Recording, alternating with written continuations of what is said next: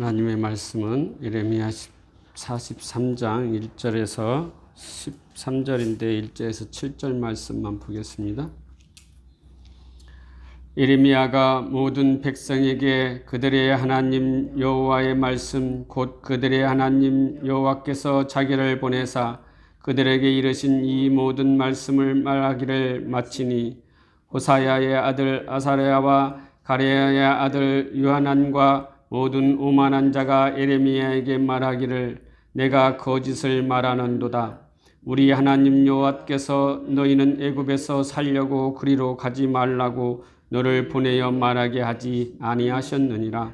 이는 네랴의 아들 바룩이 너를 부추겨서 우리를 대적하여 갈대아 사람의 손에 넘겨 죽이며 바벨론으로 붙잡아가게 하려 함이라. 이에 가레야 아들 요하난과 모든 군 지휘관과 모든 백성이 유다 땅에 살라 하시는 여호와의 목소리를 순종하지 아니하고 가레야 아들 요하난과 모든 군 지휘관이 유다의 남은 자 곧 쫓겨났던 여러 나라 가운데에서 유다 땅에 살려하여 돌아온 자 곧 남자와 여자와 유아와 왕의 딸들과 사령관 누부사라단이 사반의 손자 아이감의 아들 그달에게 맡겨둔 모든 사람과 선지자 예레미야와 네리야의 아들 바룩을 거느리고 애굽 땅에 들어가 다바네스에 이르렀으니 그들이 여호와의 목소리를 순종하지 아니함이로라. 아멘.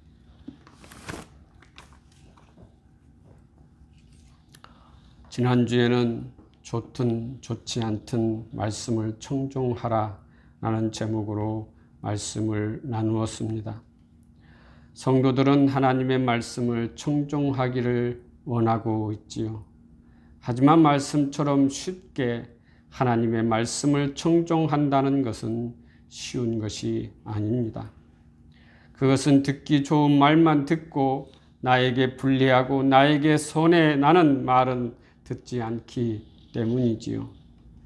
하나님의 말씀은 좋은 말씀이든 좋지 않는 말씀이든 다 우리에게 주어진 말씀입니다. 버릴 것이 하나도 없는 완벽한 말씀이라는 것이지요. 청종이라는 단어는 한문으로 들을 청자와 따를 종이 합해서 청종이라고 하였지요. 그러므로 청종은 하나님의 말씀을 듣고 그 말씀대로 따라간다라는 의미입니다. 그러니까 청종은 하나님의 말씀을 듣고 말씀대로 살아가는 것을 말하지요. 말씀대로 살아가는 사람이 성도입니다. 성도는 말씀을 순종하는 자를 말하지요. 순종하기 위해서는 어려움에 처할 때도 있고 고난이 따를 수도 있습니다. 이러한 어려움과 고난이 따를 때 우리가 하여야 하는 행동이 있습니다. 본문에서 보면은 첫째로 하나님께 기도하여야 한다고 하였습니다. 둘째는 하나님의 뜻을 알고 행해야 한다고 하였습니다. 셋째는 하나님의 뜻에 순종하여야 한다고 말씀을 하였습니다. 또한 청종하다는 단순히 듣다 뿐만 아니라 순종하다라는 뜻도 가지고 있다고 하였지요. 이를 종합하면 본문은 장차 계시될 하나님의 뜻이 어떠하든 적극적으로 순종하겠다는 의지를 거듭 강조하는 말씀입니다. 그러므로 우리 삶에서 어려움이 있을 때는 하나님을 의지하며 하나님의 방법으로 온전히 순종함으로 문제를 해결하는 저와 여러분이 되어야 한다고 지난주에 말씀을 나누었습니다. 오늘은 여호와의 목소리를 청종치 아니한 결과라는 제목으로 말씀을 나누겠습니다. 오늘 말씀 예레미야 43장 말씀은 두 부분으로 나눌 수가 있습니다. 전반부 1절에서 7절 말씀은 유다의 남은 백성들이 하나님의 경고를 무시하고 애굽으로 이주한 사실을 기록하고 있습니다.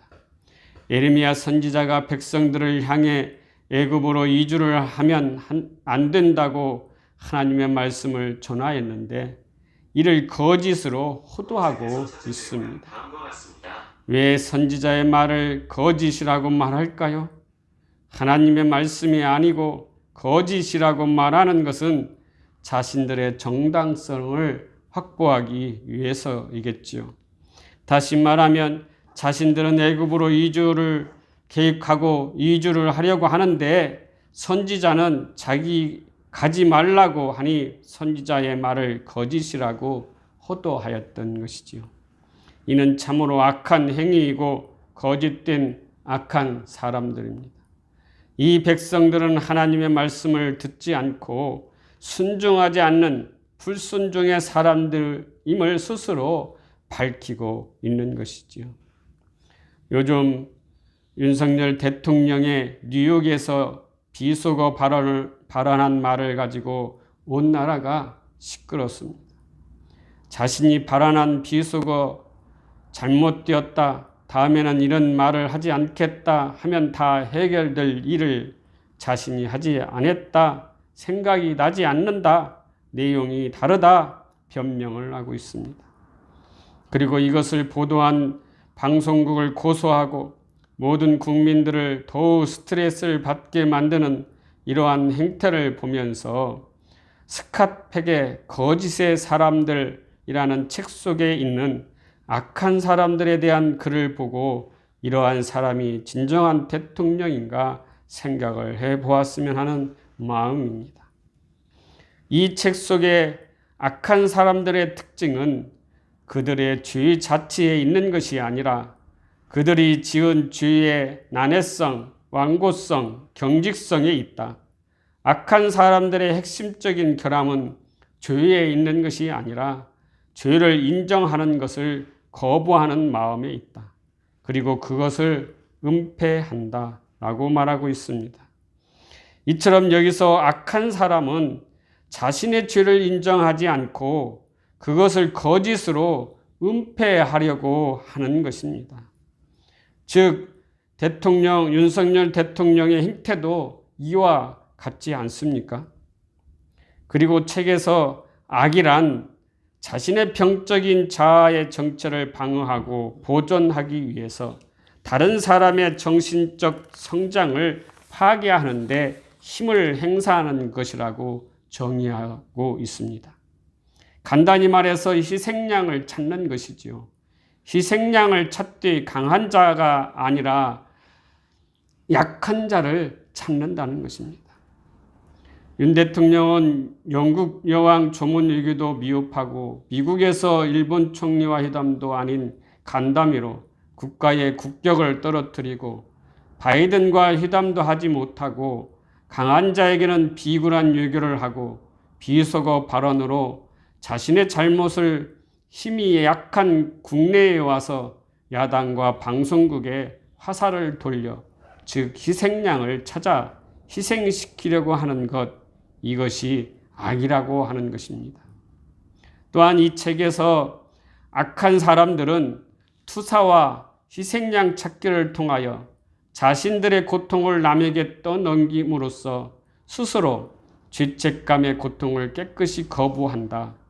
그리고 죄책감은 자신의 죄, 부적절성, 불완전성을 일깨워주는 고통스러운 인식인 까닭에서다. 그들을 자신은 고통이 없을지 몰라도 대신 주변 사람들이 고통을 당하게 된다. 그들은 고통 유발자이다. 라고 기록하고 있습니다. 이번 대통령의 행동은 자신의 잘못을 다른 자들에게 떠넘김으로 자신은 죄책감, 고통에서 깨끗이 거부하고 이로 인한 주변 사람들이 고통을 당하게 된다는 것입니다. 고통의 유발자가 된 것입니다. 또한 책에서 악한 사람들에게는 일견상 이렇다 할 고통이 없어 보인다는 것은 사실이다. 그들은 자신의 약점과 불완전함을 결코 인정하려 들지 않아 당연히 그렇게 보일 수밖에 없다라고 되어 있습니다. 그런데 윤 대통령은 자신의 약점과 불완전함을 결코 인정하여 들지 않기에 이렇다 할 고통이 없어 보인다는 것입니다. 한마디로 너희들은 떠들어라, 나는 간다 식이지요. 또한 이 책에서 악한 사람들은 자신을 거스르는 수고를 묵묵히 감내할 마음이 조금도 없다라고 말하고 있습니다. 그리고 악은 정신적 성장을 피하기 위해서 행해지는 정치적인 힘의 구사, 즉 공개적이거나 은폐적인 압력을 통하여 자신의 의지를 다른 사람에게 부과하는 것이다. 악한 사람들은 자신의 잘못을 직면하는 대신 다른 사람들을 공격한다 라고 말하고 있습니다. 윤 대통령은 대통령이라는 힘을 통하여 압력으로 야당이나 MBC 방송국을 공격하고 있습니다. 이것이 악이라는 것입니다. 또한 책에서 악은 언제나 자신이 내리는 선택이기도 한다라고 기록하고 있습니다. 그러므로 윤 대통령은 스스로 악을 선택하였다는 것입니다. 그 누가 강요가 아닌, 그 누가 힘에 의해서 어쩔 수 없이 선택한 것이 아닌 스스로 택했다는 것입니다. 그러니 나라를 위해서 악한 행동을 멈추고 스스로 자리에서 내려와야 하는 것이 어떠한가 묻지 않을 수 없는 것입니다. 거짓의 사람들이란 책의 내용과 윤 대통령이 이번에 일어났던 비속어 발언에 대처하는 방식을 보면 어쩌면 똑같을까라는 생각이 되어서 인용해 보았습니다. 유다 백성들과 지도자들도 하나님의 말씀에 순종하지 않고 하나님의 말씀이 거짓이라고 말하는 것을 보면 하나님을 떠난 사람들의 행동인 것을 볼 수가 있는 것입니다. 한마디로 말하면 거짓은 더 큰 거짓을 낳고 계속하여 눈덩이처럼 불어난다는 것입니다. 그래서 거짓의 아비가 사탄 마귀인 것이지요. 거짓의 사람들은 사탄에 속아 사탄의 행위인 거짓을 행한다는 것입니다. 사탄은 결국 지옥불에 던져지겠지요. 그러므로 유다 백성들과 지도자들은 애굽으로 이주하여 결국은 바벨론의 왕 느부갓네살에 의해서 멸망의 길로 가게 되었던 것입니다. 그리고 예레미야 43장 후반부 8절에서 13절 말씀은 예레미야가 유다 남은 백성들이 하나님 대신에 그들의 피난처로 삼고자 한 애굽에 하나님의 심판이 임하게 될 것을 예언하는 사실을 기록하고 있습니다. 예레미야는 큰 돌을 애굽 왕 바로의 궁전 어귀에 감추는 상징적 행동을 통해 하나님께서 바벨론을 통해 애굽을 심판하실 것을 예언하고 있는 것입니다. 왜 하나님은 바벨론을 통해 애굽을 멸망시키고자 하신 것입니까?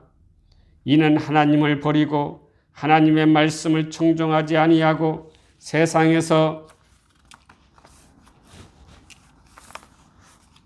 보기 좋은 애굽을 의지하여 자신들의 안전을 도모하려 한 유다 백성과 지도자들에게 세상 어느 나라도 하나님의 심판과 주권에서 벗어날 수 없음을 보여주고 있자 하였던 것입니다.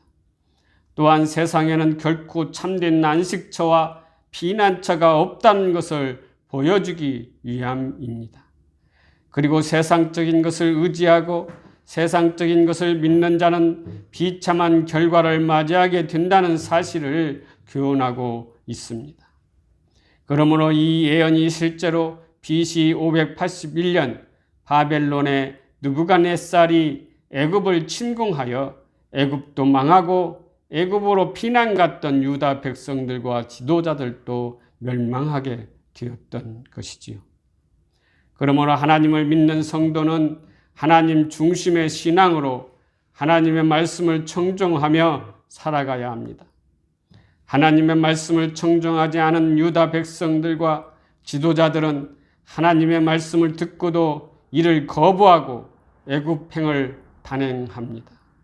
애굽으로 가지 말라는 하나님의 말씀을 무시하고 애굽으로 가지 말라 하는 이 말이 거짓이다 규정하고 자신의 생각과 계획대로 애굽을 향했던 것입니다.